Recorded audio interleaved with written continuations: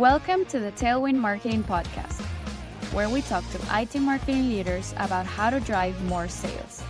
Hosted by Carlos Corredor, founder of Condor, an Inc. 5000 company and one of the fastest growing IT marketing agencies in the US. 3, 2, 1, 0. And this episode is brought to you by Condor, a digital marketing agency for mid-market IT services companies. Most IT marketing teams struggle to drive sales, overwhelmed by long sales cycles and an elusive audience. Condor helps you measure and generate a qualified pipeline, make the most with your budget, and be recognized as a revenue driver and not just a cost center. And you can learn more at condoragency.com. So I want to welcome Rafael Moiseev. He's the VP of Global Marketing in the software development firm Customertimes. Rafael has more than 15 years of experience in technology services and B2B. So welcome, Rafael. Glad to have you. And can you please let the audience know a little bit more about you and your background? Thanks for having me, Carlos. Yeah, like you mentioned, I work as the Global VP of Marketing here at Customertimes. We are a digital consultancy specializing in digital engineering, as well as, to your point, full cycle product development. So I've been in this role for a little more than a year now, I believe. And I have a background in SaaS. So I've worked in everything from task management software, logistics software, and recently I took more of a role into the services industry, technology services, and yeah, here I am.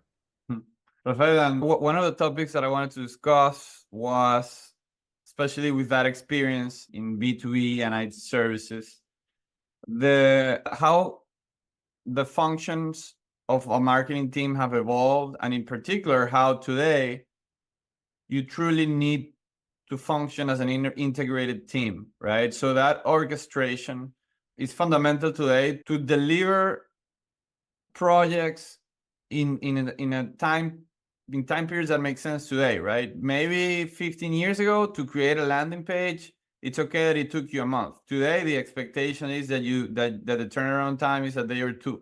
So that's just an example. Same thing with a campaign on paid search, same thing with an email newsletter, etc. I would love to hear your philosophy on that orchestration.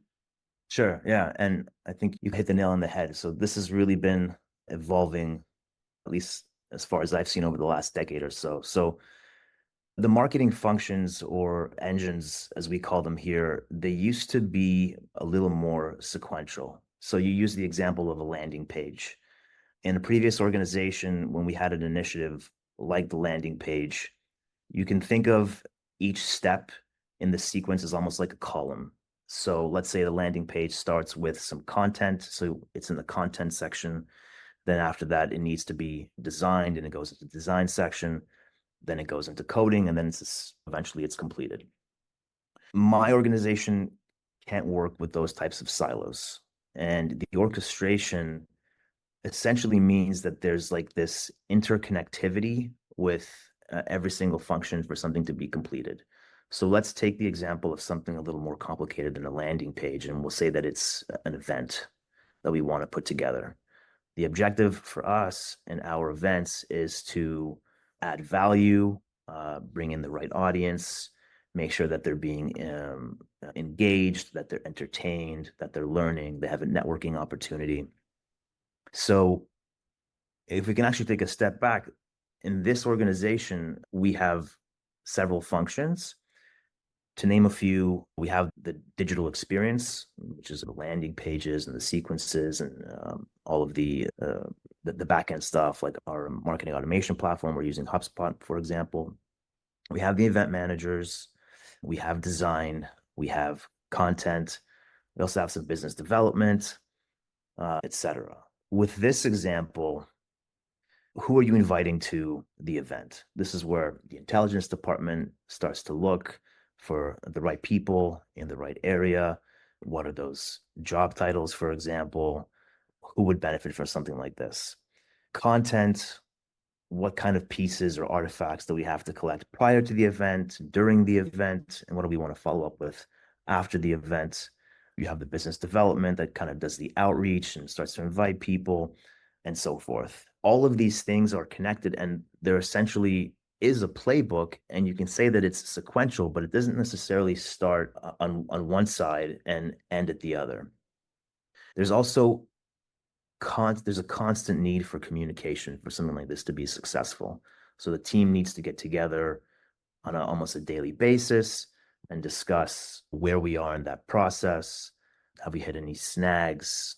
What needs to be revised? What needs to be redone? So I guess the days of A, B, C, D are over. This is a very agile team that we're working with, very experienced, just a group of leaders. Sometimes there's constructive criticism, and we're seeing the right outcomes. And we couldn't do this without that proper orchestration where everything's feeding into each other. And who's in charge of that orchestration? Is it, in this case, you? Is there any other component that you think is critical so that actually works well?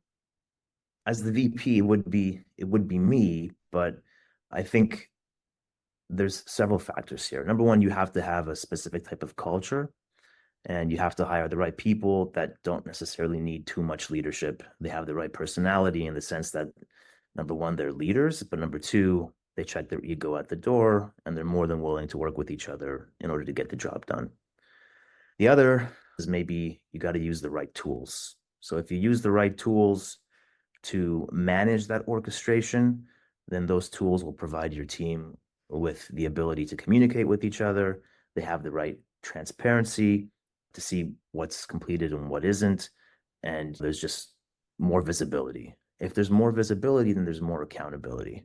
So we use a task management platform called Rike, and Rike is, the functionality is similar. I'd say it's a little more advanced than something like a Monday. So I didn't know isn't an option when you utilize a tool like this. Yeah, I completely agree. I think especially people that have a lot of experience and many years in the industry and are used to doing things in a more traditional and siloed environment. The problem is not only, I guess it's twofold. One, that they're not used to being so agile because, again, back then it didn't work like that, but also that, as you mentioned, the ego has grown up because they have a lot of experience, and now they're not going to be told that they should be doing things differently. So that impedes collaboration, right? You need somebody that says, it's okay, don't worry. I wrote that because I didn't know you needed this.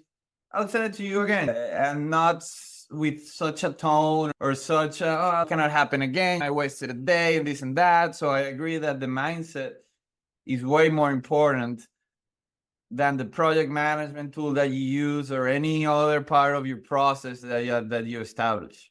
Yeah, absolutely. And like an extension of that culture, and what's important for me in terms of team building is the ability to accept change. And I guess that also has to do with agility.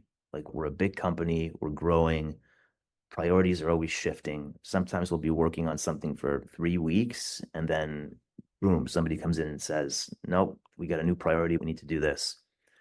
How do you react to that? Do you bang your head on the table, or do you just take a deep breath and say, okay, let's park this and let's shift our attention to something else? So I guess that also requires some brain plasticity to switch from one task to another.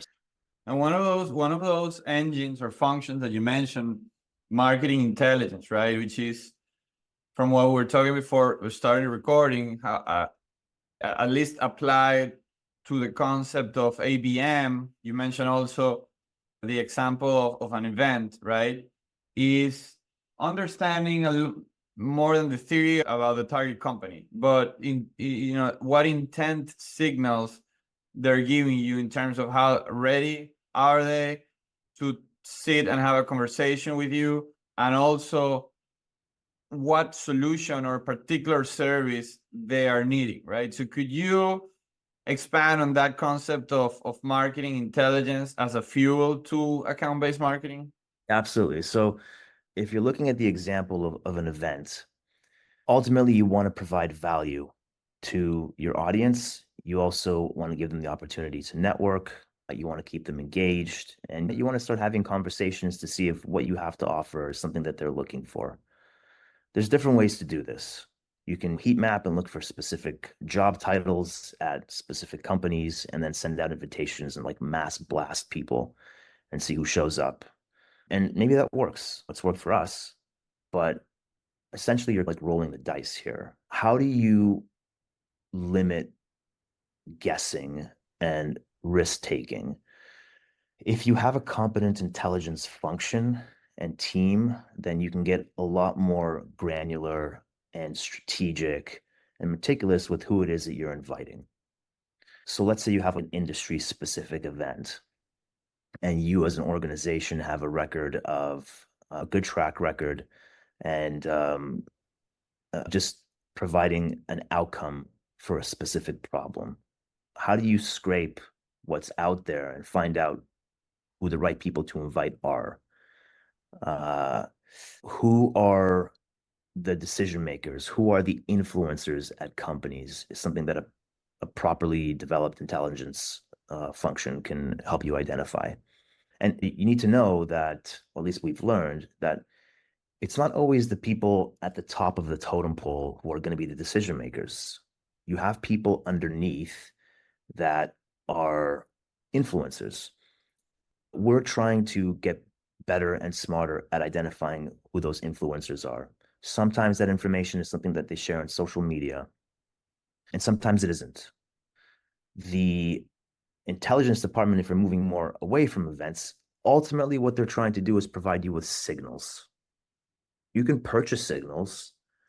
You can subscribe to specific software that gives you signals. But my experience is that those things don't work. And if they do give you signals, the level of granularity is not there. You're always going to be confined to what's legal and what isn't in terms of privacy to find out who wants what. So somebody at IBM is looking for this service. Okay, so what's next, right? And that, by the way, that office is located in this area. So I am finding that this is a little more successful when you're less reliant on these types of tools that give you these empty promises. When we talk about signals, I mentioned some of them already. If you break it down for like the expansion of existing business or new business, let's take existing. We did something for a company. They were super happy with the results. They had an issue and we took them from here to here. Can we do that for another company? Probably, right? How do we know that company needs that service? We need to start digging, and the intelligence department can develop one, can do that. They can use some other tools, like you can purchase reports on specific companies, and those reports sometimes break down the company's goals per quarter, any new initiatives that they want to invest in. And sometimes they even go as far as to break down who's responsible for those initiatives and what the budget looks like for those initiatives. Are those always 100% accurate? No. Do they help? Sometimes. Are they going to help you get a warm introduction? No, not all the time. I'd say no. I wouldn't bank on it.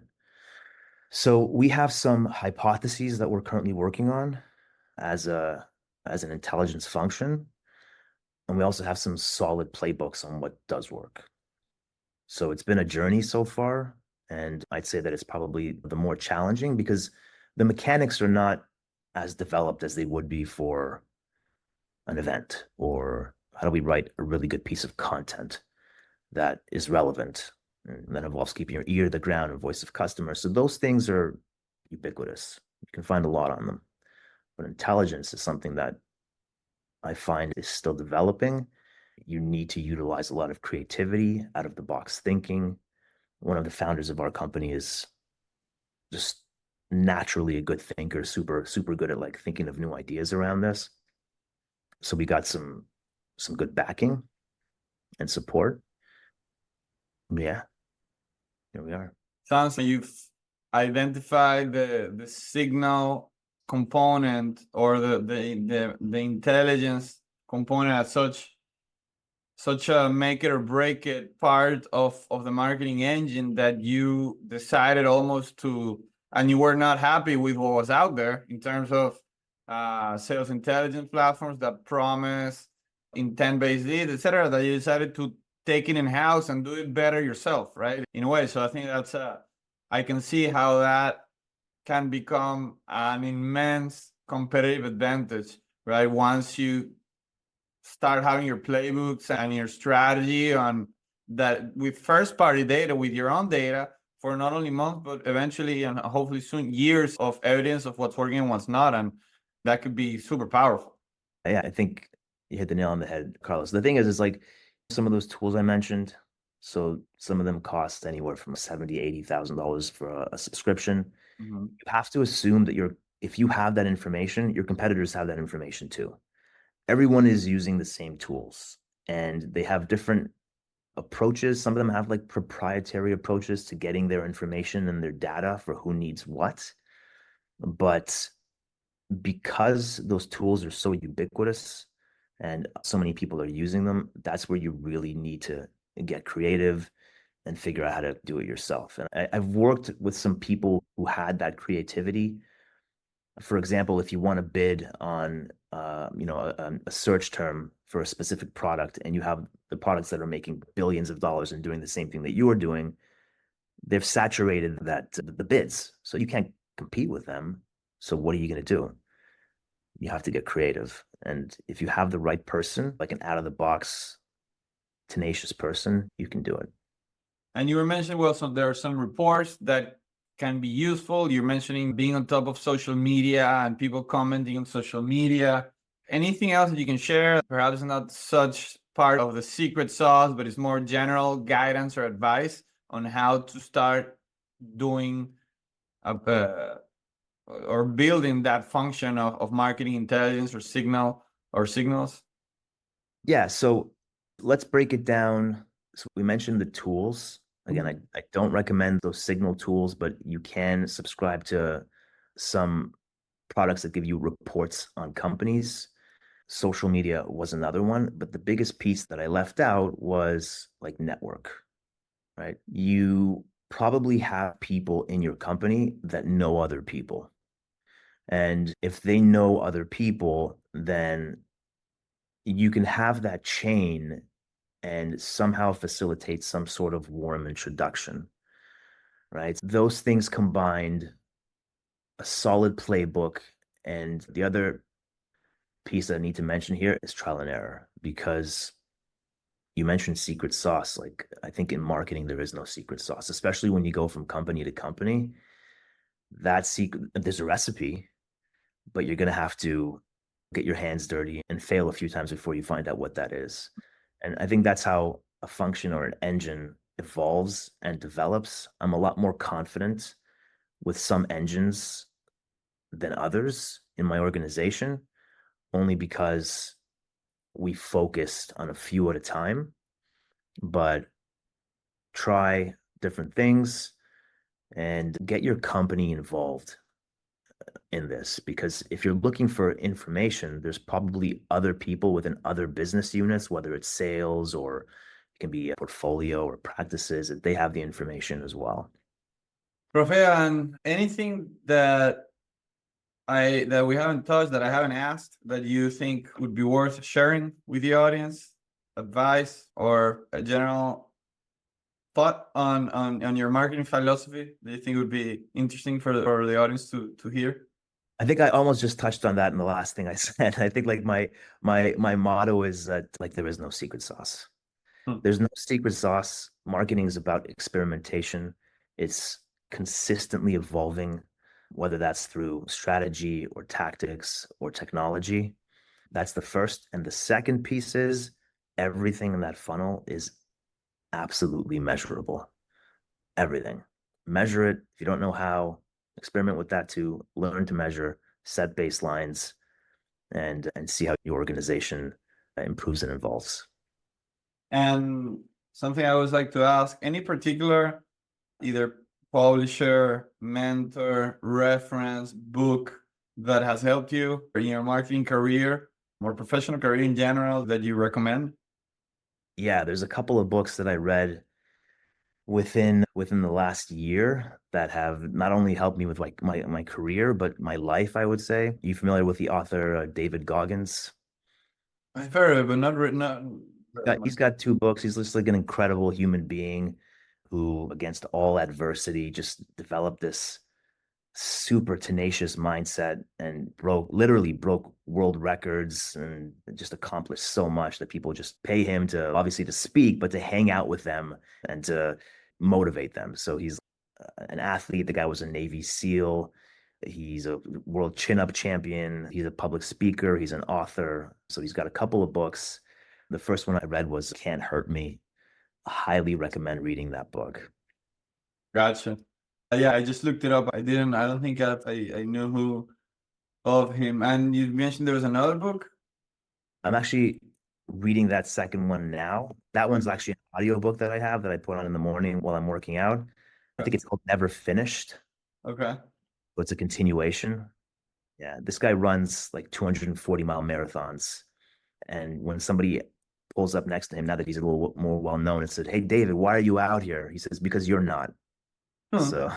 So the mentality is insane. It's super, super admirable. Yeah. All right. Thanks for sharing that. So David Goggins, Can't Hurt Me. It's the first book that Rafael mentioned and recommended.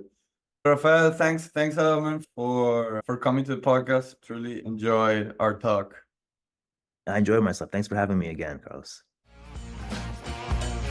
Thanks for listening to the Tailwind Marketing Podcast. If you enjoyed it, remember to subscribe for future episodes. Until next time.